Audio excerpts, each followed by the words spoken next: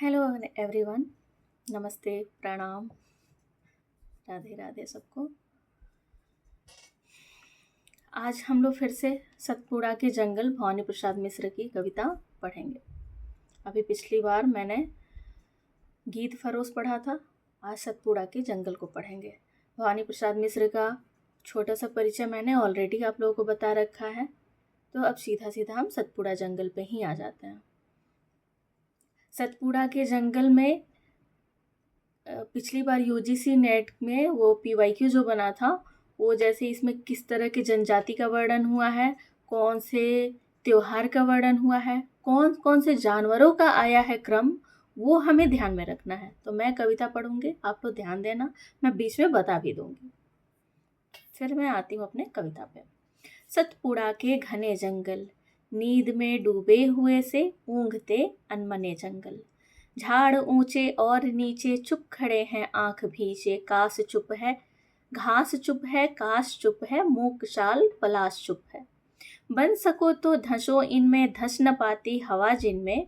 सतपुड़ा के घने जंगल, नींद में डूबे हुए से ऊँघते अनमने जंगल। सड़े पत्ते गले पत्ते, हरे पत्ते जले पत्ते, वन्य पथ को ढक रहे से पंख दल में पले पत्ते।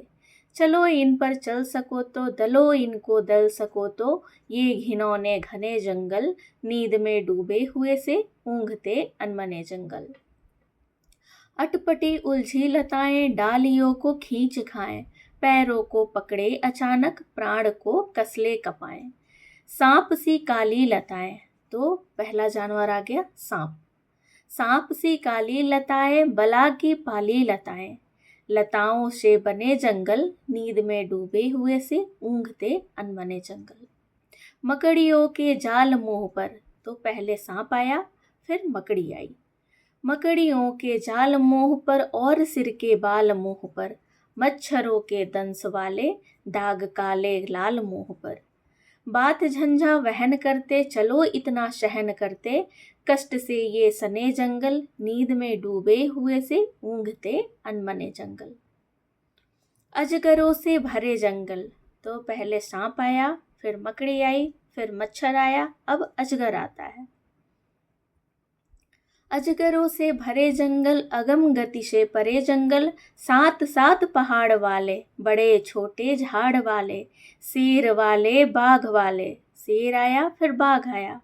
गरज और दहाड़ वाले, कंप से कनकने जंगल, नींद में डूबे हुए से ऊँघते अनमने जंगल। इन वनों के खूब भीतर, चार मुर्गे चार तीतर, पाल कर निश्चिंत बैठे, विजन वन के बीच बैठे। तो ध्यान रखना आप लोग, चार मुर्गे चार तीतर की बात हुई है। अभी तक ये क्वेश्चन नहीं बना है चार मुर्गे चार तीतर, तो हो सकता है एग्जाम में पूछते कि कितने मुर्गे कितने तीतर की बात कही गई है। तो चार मुर्गे चार तीतर, पाल कर निश्चिंत बैठे, विजन वन के बीच बैठे। झोपड़ी पर फूस डाले, झोपड़ी पर फूस डाले, गोंड तगड़े और काले। तो यहाँ गोंड जनजाति की जिक्र हुई है। ये एग्जाम में क्वेश्चन भी बन चुका है कि कौन सी जनजाति का यहाँ पे वर्णन हुआ है, तो गोंड। तो गोंड तगड़े और काले, जबकि होली पास आती, होली त्योहार भी आई है इसमें। जबकि होली पास आती, सरसराती घास गाती, और महुए से लपकती, मत्त करती बास आती। गूंज उठते ढोल इनके, तो कौन से वाद्य यंत्र का जिक्र हुआ है, तो ढोल का जिक्र हुआ है। तो गूंज उठते ढोल इनके, गीत इनके गोल इनके, सतपुड़ा के घने जंगल, नींद में डूबे हुए से ऊँघते अनमने जंगल। जगते अंगड़ाइयों में, खोह खड्डों खाइयों में, घास पागल कास पागल, साल और पलाश पागल, लता पागल वात पागल, डाल पागल पात पागल। मत्त मुर्गे और तीतर, इन वनों के खूब भीतर। क्षितिज तक फैला हुआ सा, मृत्यु तक मैला हुआ सा, क्षुब्ध काली लहर वाला, मथित उत्थित जहर वाला। मेरु वाला शेष वाला, शंभु और सुरेश वाला। तो शंभु और सुरेश भी आए हैं।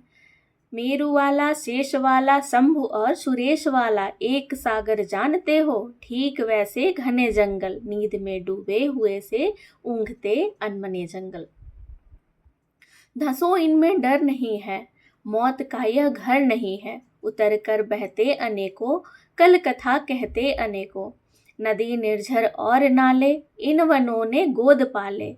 लाख पंछी 100 हिरंदल, चांद के कितने किरंदल। झूमते वन फूल फलियां, खिल रही अज्ञात कलियां। हरित दुर्वा रक्त किशलय, पूत पावन पूर्ण रश्मय। सतपुड़ा के घने जंगल, लताओं के बने जंगल। तो सतपुड़ा के घने जंगल कविता समाप्त हुई। और इसमें फिर से एक बार मैं रिपीट कर देना चाहूँगी कि इस कविता में होली त्योहार का जिक्र आया है, गोंड जनजाति का जिक्र आया है, 4 तीतर 4 मुर्गे की जिक्र आई है, और जो जानवरों का आने का क्रम है वो सबसे पहले सांप आया है, फिर मकड़ी आई है, फिर मच्छर आया है, फिर अजगर आया है, फिर हिरण आया है, फिर बाघ और शेर का भी इसमें जिक्र है। तो बस यही था। और ढोल वाद्य यंत्र का जिक्र आया है। तो हमारी कविता ये समाप्त होती है। बाकी कविता अच्छी लगे तो लाइक करना। धन्यवाद।